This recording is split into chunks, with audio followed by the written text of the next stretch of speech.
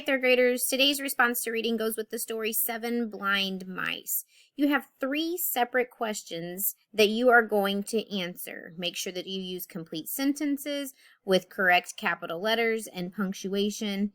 So the first question says, how can the lesson in the 3 blind mice help you in your life? So hopefully as a class, you've already discussed this lesson and you know what the lesson is that the author wants you to learn from this story, but how can that help you in your life?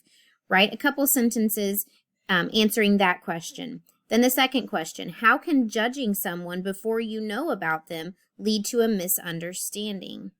So you're going to write a couple sentences explaining that.